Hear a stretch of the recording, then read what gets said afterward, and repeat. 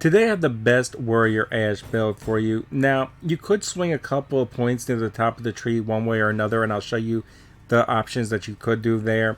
But regardless of your playstyle, you're going to be taking these on the bottom of the tree.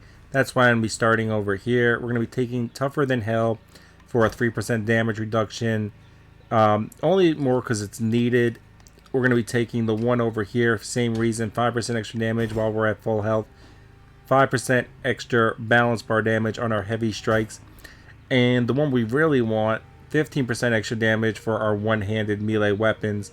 Now, as Warrior Ash, there's only one weapon we're really looking for, the chainsaw, especially after you reach level 25. A common chainsaw is going to do more damage than a legendary hand axe and basically legendary everything else. It doesn't matter what other weapon you're looking for the chainsaw. Now, starting off, you're going to have to take whatever weapon you can get. Now, ideally, you would like anything one-handed sharp that also does decent balance bar damage, or a high balance bar damage weapon like the shovel or sledgehammer until you can locate a chainsaw. So, moving on with the build points, we're going to be taking Seeing Stars for that balance bar damage. Then we're going to be taking Devastating Force for melee weapon damage, Cutting Blows, because Dismemberment is actually pretty big in the game. I've done a lot of testing with this build, moving things around on and off for the Dismemberment damage. And Dismemberment damage allows you to cut through elites and get to executions and kill them very quickly with the chainsaw after reaching level 25. Like, one heavy attack into execution and generally dead if they're not possessed. So dismemberment damage is actually insane with the chainsaw and pretty decent with every other sharp weapon given with you have this build. So we are going to be taking 3 in dismemberment damage and 2 more for dismemberment damage for sharp weapons. So here's where you can play the build a little bit differently, one way or another, depending on playstyle.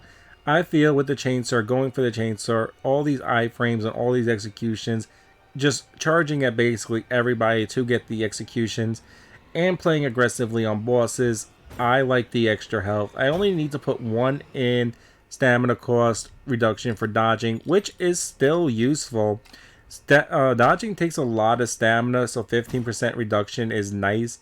And it's only needed 5 points to get 25% extra health and 15% stamina reduction, with not much extra useful damage we can add to the build. So I put my 5 points there, and I try to capitalize on damage by putting 2 over here. So in order to get the last word bonus damage, you need to complete the combo. So you need to hit the light attack 4 times. You need to hit the light attack 3 times and then do the heavy attack. You need to hit the heavy attack 3 times, and it's on the last attack that you'll get that bonus damage. But when you're fighting a boss, if you strategically try to get that last hit combo, that extra damage is nice. Our light attacks most of the time are going to bring us right into execution, and we're hitting so hard to begin with. But if you're not a huge fan of the last word and you're not getting that bonus damage, then you can move the 1 over to Sting Like a Bee. And if you want to be more of a glass cannon, then you could not take the health and you could move it over to Sting Like a Bee, and then you would just decide if you want to take 1 or 2 on the health or the last word. So basically you're just playing around with this right here, this, and Sting Like a Bee. But personally, I think you get the most bang for your buck with this build right here. If you're going and you're always targeting bosses like I am, and you can land those last hit combos, use the last word.